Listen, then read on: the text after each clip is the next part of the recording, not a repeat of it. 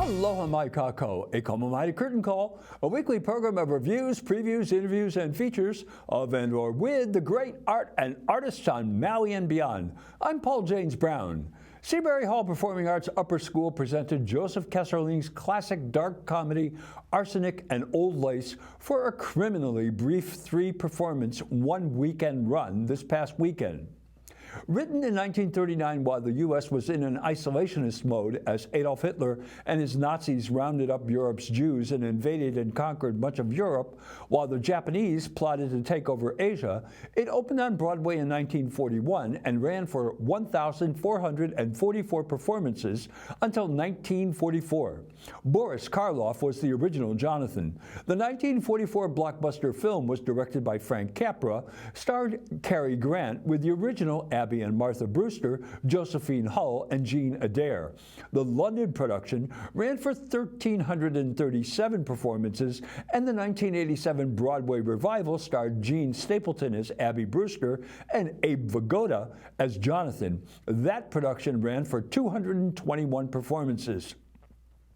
Since that time, countless community theater companies, including our own Maui on Stage, and high schools have produced this paragon of dark comedies. But I cannot imagine a better one than the production I was lucky enough to see this last weekend.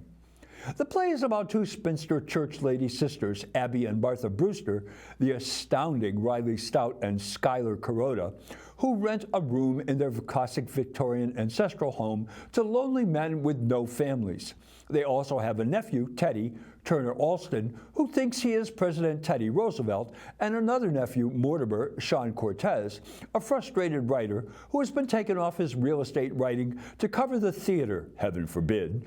In an ironic twist, Abby defends Mortimer's work to his future father-in-law, Reverend Harper Brian Ing, who disapproves of theater people. Quote, "But as he says, the theater can't last much longer, and in the meantime, it's a living. I think if we give the theater another year or two."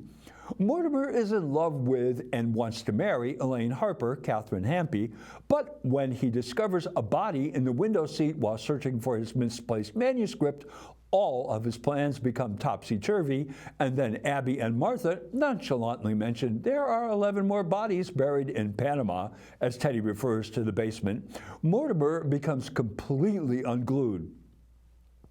Add to this his fugitive homicidal brother, Jonathan, the creepy Wolf Peltz, along with Dr. Einstein, Western Otterson, not that Einstein. This one is a plastic surgeon who has made Jonathan unrecognizable to his family. Everyone thinks he looks like Boris Karloff in Frankenstein, much to his chagrin.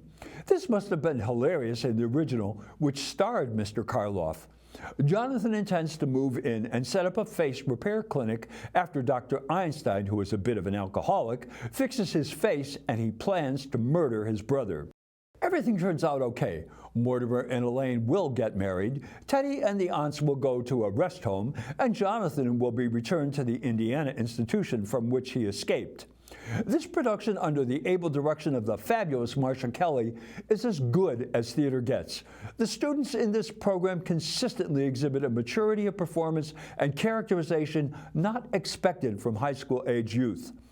The dialogue of this era is like a ping-pong match. Eat fast and sharp. It requires a high level of concentration and rehearsal. It is clear from these pinpoint performances, these young people have done their work, and it has paid off in great dividends for the audience. Even today, the cleverness of the double entendres, as well as lines like Mortimer, "For a minister's daughter, you know a lot about life. Where did you learn it?" Elaine, "In the choir loft." Mortimer, "I'll explain that to you sometime, darling. The close connection between eroticism and religion." Elaine, "Religion never gets as high as the choir loft."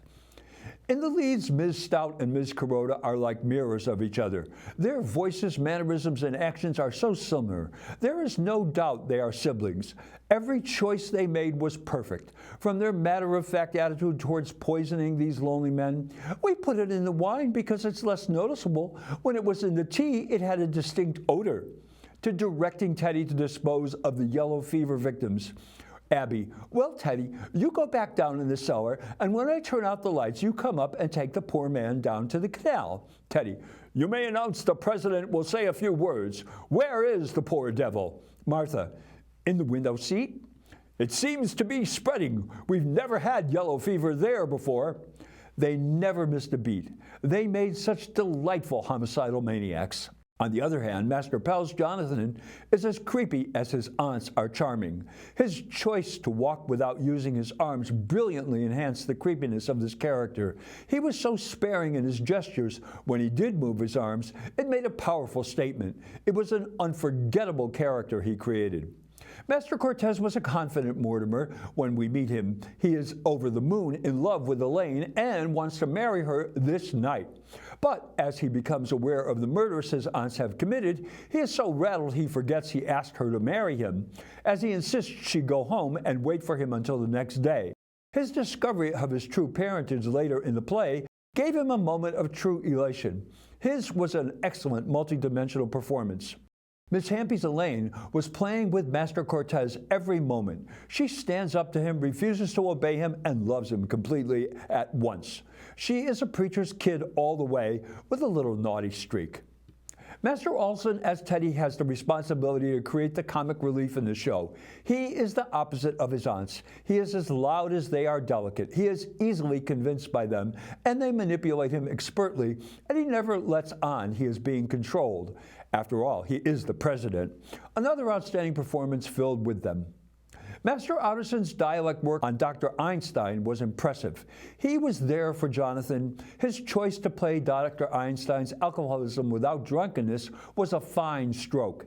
He was a consummate sidekick.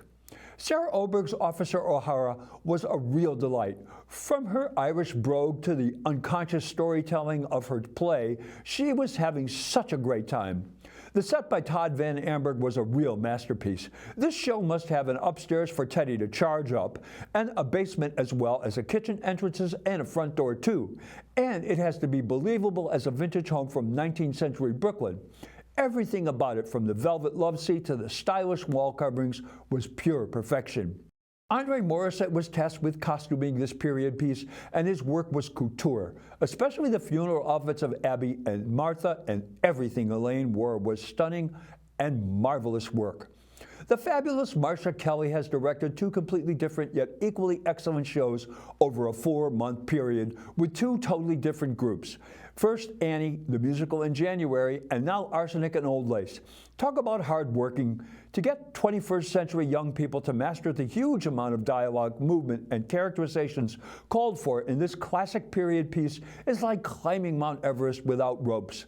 Ms. Kelly stands triumphant at the summit. Bravissimo. It is a shame she and her hard-working cast and crew only had one weekend to perform. Many of Maui's theater lovers were deprived of seeing this exceptional classic dark comedy performed by this multi-talented cast. They should do something about this in the future. Well, that's Curtain Call for this week. Thanks for tuning in. I'm Paul James Brown. Maui strong. Ahui ho.